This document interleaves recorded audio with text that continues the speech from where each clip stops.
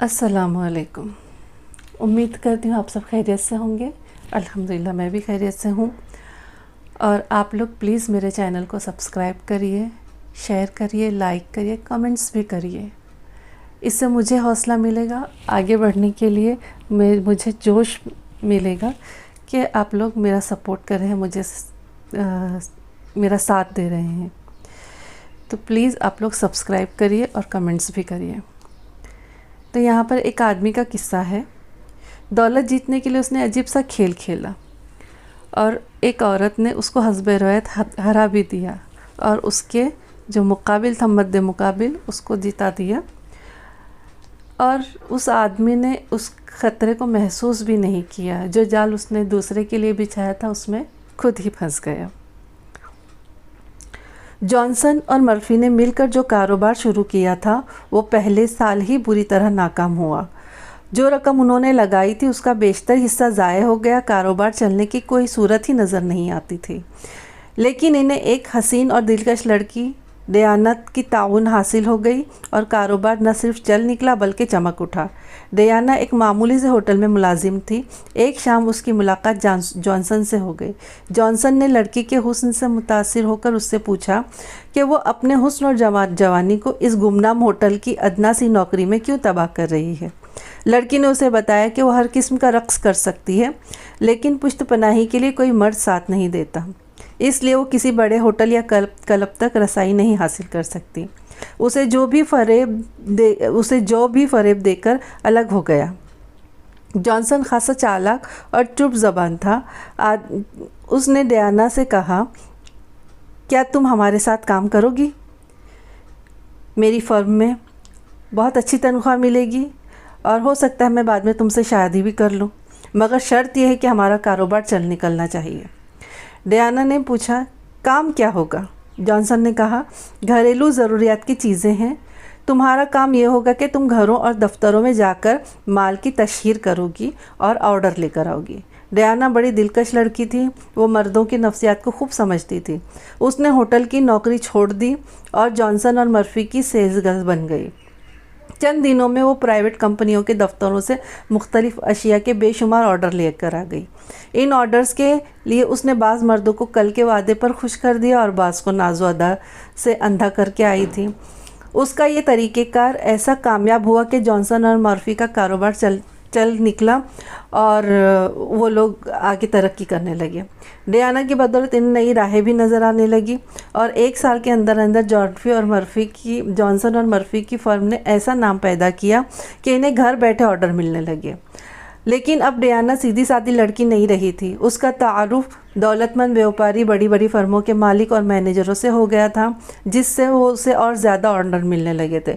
Johnson ने दयाना को अपने घर में रख लिया था, जहां उसकी हैसियत बीवी की नहीं बल्कि एक दाश्ता की सी थी। दयाना को कोई एतराज़ भी नहीं था, क्योंकि उसे अब जॉनसन से नहीं बल्कि उसके कारोबार से होने वाली आमदनी से मोहब्बत थी। 3 साल बाद जॉनसन और मर्फी के कारोबार की आमदनी कई गुना ज़्यादा हो गई। मर्फी को जॉनसन पर पूरा एतमाद था, इसलिए उसने कारोबार का हिसाब किताब उसके भरोसे ही छोड़ रखा था। लेकिन जॉनसन हिसाब किताब में दिल खोलकर बेईमानी कर रहा था। दयाना को खूब ऐश करा रहा था। उसकी बददियानती की राजदार सिर्फ दयाना थी। एक रोज़ मर्फी ने कारोबार को वसी करने के लिए नई स्कीम सोची, जिसके लिए खासी रकम दरकार थी। उसने जॉनसन से पूछा कि बैंक में फ़र्म की कितनी रकम जमा है। जॉनसन उसे टालने लगा और मर्फी को कोई जवाब न दिया। जॉनसन उसके इस अंदाज से और पशोपेश से उस शक में पड़ गया कि हिसाब में कोई ज़रूर गड़बड़ हो गई है। उसने अपने तौर पर हिसाब की पड़ताल की तो इस पर इंकशाफ हुआ कि 30,000 पाउंड खर्द बर्द हो गए। उसने तमाम तर हिसाब किताब अपने कब्ज़े में ले लिया और जॉनसन से कहा, मुझे 30,000 पाउंड का हिसाब दो, वरना मैं तुम पर गबन और धोखाधड़ी का मुकदमा दायर कर दूंगा। जॉनसन ने साफ इनकार कर दिया। दोनों में झगड़ा शुरू हुआ। इत्तेफाक से दयाना आ गई। वो जूं ही कमरे में दाखिल हुई, मर्फी ने उठकर जॉनसन की गर्दन को दोनों हाथों में जकड़ लिया। जॉनसन दुबला पतला आदमी था। उसकी आंखें बाहर निकल आईं। दयाना ने चीखना शुरू कर दिया और 3-4 आदमी बाहर से दौड़े आए। उन्होंने जॉनसन को मर्फी से छुड़ाया, वरना वो उसे जान से मार देता। बाहर के आदमियों ने जॉनसन से कहा, अगर वो चाहे तो मर्फी को पुलिस के हवाले कर सकता है। मर्फी डर गया, लेकिन जॉनसन जो जिस्म का तो कमज़ोर था मगर दिमाग का बड़ा तेज़ था। वो बोला, नहीं, ये हमारा आपस का झगड़ा है, हम मिलकर बैठकर तय कर लेंगे, हम दोस्त हैं। मर्फी की जान में जान आई। उसने जॉनसन से कहा, क्या तुम वाकई सुलह सफाई से झगड़ा तय कर लोगे? जॉनसन ने कहा, क्यों नहीं, कल शाम तक की मोहलत दो, मैं तुम्हारे यहाँ पर आ जाऊँगा और हम कुछ न कुछ तस्वीर कर लेंगे। उसके बाद जॉनसन और डियाना अपने घर चले गए। डियाना ने जॉनसन से कहा, ये तुम कल शाम तक मर्फी से कैसे तस्वीर कर लोगे? क्या तुम उसे 30,000 पाउंड वापस कर दोगे? जॉनसन ने कहा लगाया और बोला, जब तुम मेरे साथ हो तो मुझे किसी का डर नहीं। मैं तुम्हें बताऊंगा कि मैं क्या करने वाला हूँ। तुम्हें मेरा ताउन करना होगा और मुझे तुम्हारे ताउन की ज़रूरत होगी। मुझे ज़रा सोचने दो मुझे क्या करना है। जॉनसन दूसरे कमरे में चला गया और गहरी सोच में डूब गया। वो इस हद तक तो फैसला कर चुका था कि वो मर्फी को कत्ल कर देगा, लेकिन उसके सामने मसला ये था कि पुलिस के जाल से कैसे निकलेगा। मर्फी घर में अकेला रहता था। रात के वक्त उसे कत्ल करना कोई मुश्किल काम नहीं था, लेकिन जॉनसन को यह एहसास परेशान कर रहा था। जिन 3-4 आदमियों ने उसे मर्फी से छुड़ाया था, उन्हें ये इल्म हो गया था कि उसके और मर्फी के दरमियान कोई झगड़ा हो गया है। वो पुलिस को बता सकते थे कि मर्फी का कातिल जॉनसन है, और इसके अलावा बैंक से भी शहादत मिल सकती थी कि मर्फी ने बैंक का हिसाब देखा था। हो सकता है बैंक वालों को भी रकम के खुर्द बुर्द होने का इल्म हो। डियाना के मुतालिक भी इसे शक था कि अगर पुलिस ने इसे डराया धमकाया तो वो राज को फाश कर देगी। सोचकर उसके जहन में ये तरकीब आई कि वो अखबारों में ये खबर छपवा देगा जॉनसन ने खुदकुशी कर ली, यानी खुदकुशी की खबर शाये करवा देगा। इस खबर के साथ ही वो गायब भी हो जाएगा और रात के वक्त मर्फी को कत्ल करके इंग्लिस्तान निकल जाएगा। इस तरह पुलिस इस पर कत्ल का शुबा नहीं करेगी और न उसे तलाश करेगी, क्योंकि पुलिस की रिपोर्ट के मुताबिक तो जॉनसन पहले ही खुदकुशी कर चुका होगा। उसने स्कीम के हर पहलू पर गौर किया, डियाना को राजदार बनाया। डियाना कत्ल के नाम से डर गई, लेकिन जब जॉनसन ने उसे यकीन दिलाया कि वह उसे अपने साथ इंग्लिस्तान ले जाएगा तो वो ताउन के लिए तैयार हो गई। रात का पिछला पहर गुजर गया। जॉनसन ने डियाना से कहा कि वो एक बड़ा सा बंडल बनाए जिसमें लोहे और लकड़ी के टुकड़े बांधे। डियाना ने बंडल बनाया और जॉनसन ज़िंदगी का आखिरी पैगाम लिखने लगा। इस पैगाम के आखिर में उसने लिखा कि वो खुदकुशी कर रहा है। उसने नीचे अपने दस्तखत किए और कागज़ को तह करके अपने जैकेट की जेब में डाल लिया। उसी जेब में उसने अपना नाम और पते का मुलाकाती कार्ड भी डाला और जैकेट को कंधे पर रखकर डियाना से वो बंडल लिया जो उस वक्त वो तैयार कर चुकी थी। बंडल का वज़न 15-20 सेर होगा। जॉनसन ने डियाना से कहा कि अखबारों में मेरी खुदकुशी की खबर छप जाएगी तो फिर तुमसे मिलूँगा। उसने 30,000 पाउंड डियाना को दे दिए। ये रकम उसने बैंक में जमा नहीं करवाई थी, क्योंकि उसी रकम के बलबूते वो मर्फी को कत्ल करके इंग्लिस्तान से बाहर जाने का मंसूबा बना चुका था। वो कमरे से निकला और बंडल को अपनी कार में रखा और कार रात के अंधेरे में गुम हो गई। जॉनसन ने शहर के वस्त से गुजरते हुए दरिया के पुल के करीब जाकर कार को रोका और बंडल को बगल में और जैकेट को कंधे पर डालकर पैदल चलता हुआ पुल पर आ गया। पुल से 2-3 कारें गुजर गईं, लेकिन जॉनसन को किसी पैदल चलने वाले की तलाश थी। उसने पुल के दरमियान रुककर बत्तियों की मध्यम रोशनी में उसे 50-60 गज दूर एक नौजवान साल मर्द और एक नौजवान औरत पुल के जंगले के सहारे खड़े हुए नजर आए। जॉनसन ने जैकेट को पुल के जंगले पर रखा और बंडल को दरिया में फेंक दिया। पुल खासा बुलंद था। इतनी बुलंदी से गिरा तो आवाज़ दूर दूर तक सुनाई दी। मर्द और औरत ने चौंक कर इधर उधर देखा तो जॉनसन ने घबराई हुई आवाज़ में चिल्लाना शुरू कर दिया। उसने छलांग लगा दी, जल्दी आओ, भागो भागो। उस आदमी ने यहाँ से छलांग लगा दी। अगर मैं करीब होता तो मैं उसको दौड़कर पकड़ लेता। मर्द औरत भागे भागे आए। जॉनसन ने नीचे देखा और कहने लगा, देखो वो उभर रहा है, डूब रहा है। ओ मेरे खुदा खुदा खुदा, डूब गया बेचारा। दरिया पर तारीकी थी, कुछ नज़र न आता था। इतनी देर में 2 और राहगीर भी आ गए। जॉनसन ने इन्हें बताया, मैं उधर से गुजर रहा था, बदकिस्मती से इसको देखा। वो यहाँ रुका और उसने अपना जैकेट यहाँ रख कर दरिया में छलांग लगा दी। अगर मुझे शक होता कि वो खुदकुशी कर रहा है तो मैं उसे भागकर पकड़ लेता। कोई आदमी पुलिस को इत्तला देकर यहाँ बुला ले, मैं तो यहाँ अजनबी हूँ, किसी से जान पहचान भी नहीं है। मर्द और औरत ने तायद भी की। उन्होंने छलांग लगाने की आवाज़ सुनी थी। उसका जैकेट यहाँ पड़ा हुआ है। एक आदमी ने जैकेट को हाथ लगाया तो जॉनसन ने कहा, इसे हाथ मत लगाओ, पुलिस आकर खुद देखेगी।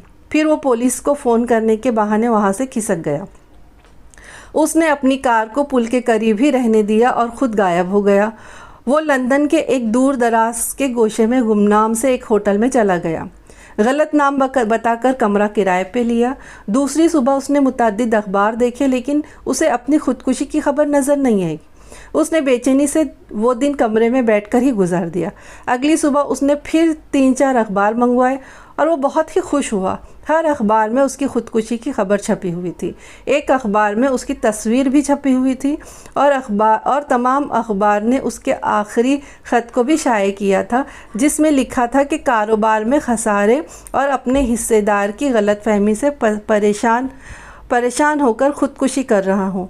ख़बर में ये भी छपा हुआ था कि जॉनसन का जैकेट पुल पर पड़ा हुआ मिला, जिसकी जेब में उसका आखिरी खत पड़ा हुआ था।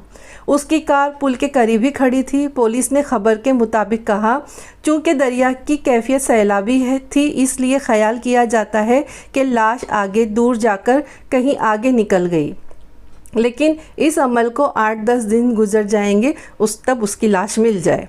जॉनसन की ये स्कीम कामयाब रही। पुलिस को यकीन हो गया था कि जॉनसन मर चुका है। अब मर्फी को कत्ल करना बाकी है। मर्फी के कत्ल हो जाने की सूरत में अब पुलिस ये नहीं कह सकती थी कि कातिल जॉनसन है। उसी रात जॉनसन ने मर्फी को कत्ल करने का प्रोग्राम बनाया।